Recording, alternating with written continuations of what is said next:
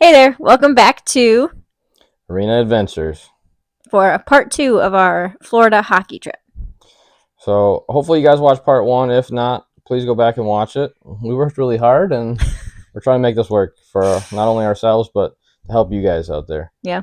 So going into our part two of our trip, we decided to rent a car from the Hollywood International Airport. We ended up driving across I-75, made a couple stops. First stop was the Everglade Swamp Tours, where we did an airboat tour. Yeah. We talked about that briefly in part one. So go watch that one. Definitely recommend doing that. That was a lot of fun. The drive. Do I recommend driving from Fort Lauderdale to Tampa? No. That was the most miserable. What it should have been 4 hours turned. It started off fine. Yeah. To the Everglades and then maybe even a little past it was fine. We were listening to the radio and we're going, 5 miles an hour on the interstate?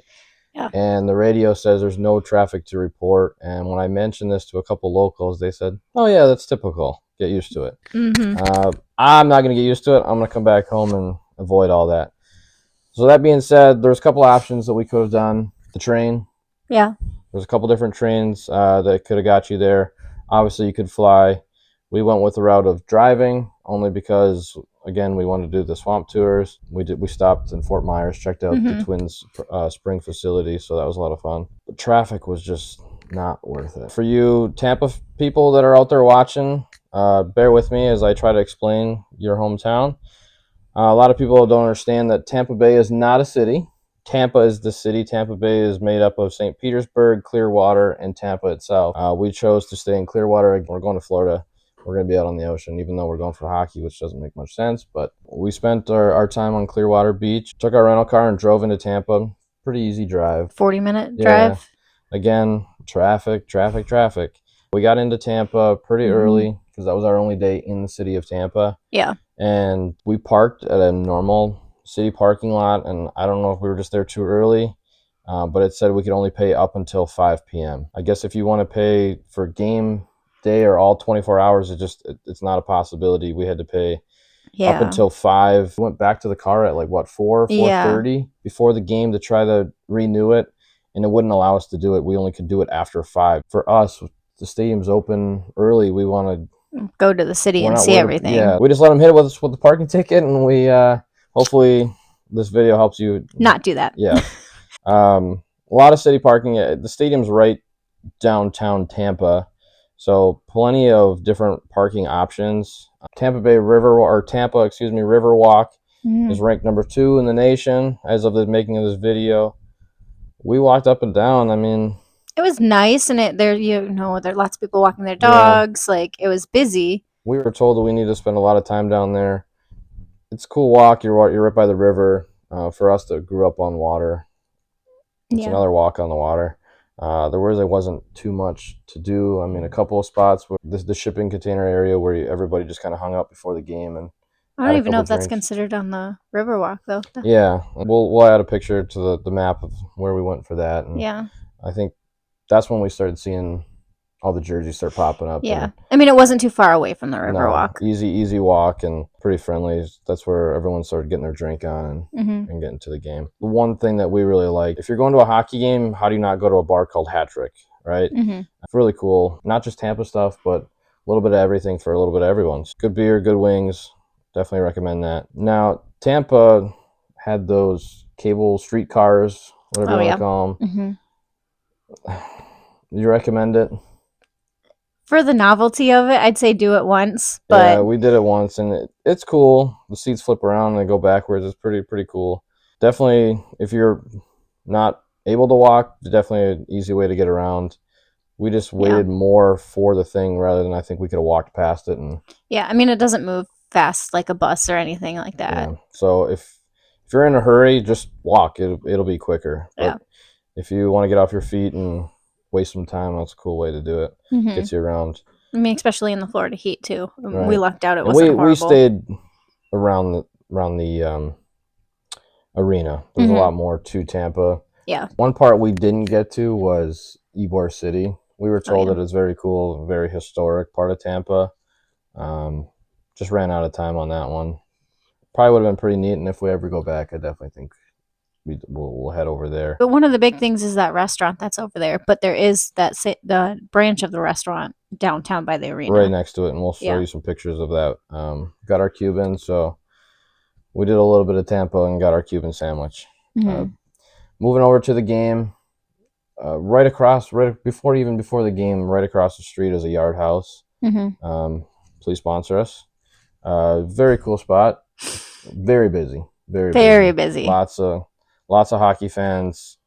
Really friendly though. I mean, people understood that the restaurant vibe kind of just evaporated once we got close to the game. Everybody was just kind of shoulder to shoulder, just drinking beer and having a good time, and not worry about personal space at that point. Walked across the street and entered the stadium. Before that, though, they had the Thunder Alley, and pretty cool little spot that's nestled in between the buildings and parking garages, and I guess that's where you could park at the parking garages, huh? Thunder Alley. So they had live music set up.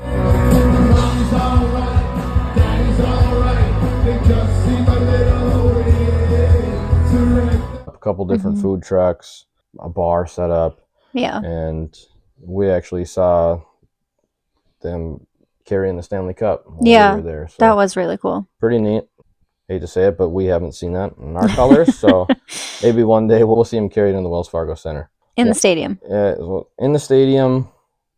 Pretty cool little stadium. Yeah. Definitely one of the cooler ones.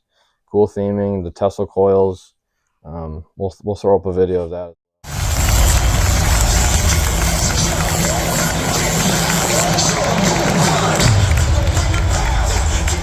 It's fun to hear it, but it's not fun to hear it 7 times as we did.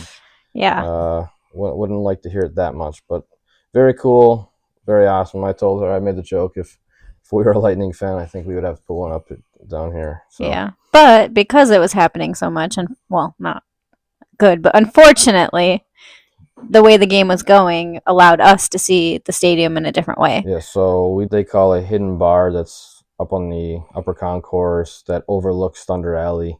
It's a big porch with a bar, and that's where we found most of our fellow Flyer fans as we coerced them not to jump, because it was a nightmare of a game. But what was really cool, because like we said, this is our 42nd professional stadium. The gameplay isn't going to always work out to your advantage. More often than not, it doesn't for us, but this was something different. We overlooked Thunder Alley, and they actually had a big projector on the parking garage where we could just sit outside, where it was a lot warmer, and just watch the game in Thunder Alley as it was projected on the parking garage, and just hang out with people. It was easier to get drinks there than probably anywhere in the concourse.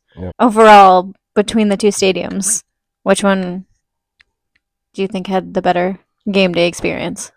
Well, as a Flyer fan, the better game day experience came at Florida. Really good gameplay, and that's going to have a huge effect on your experience, right? But the stadium themselves, Tampa, it's a newer stadium.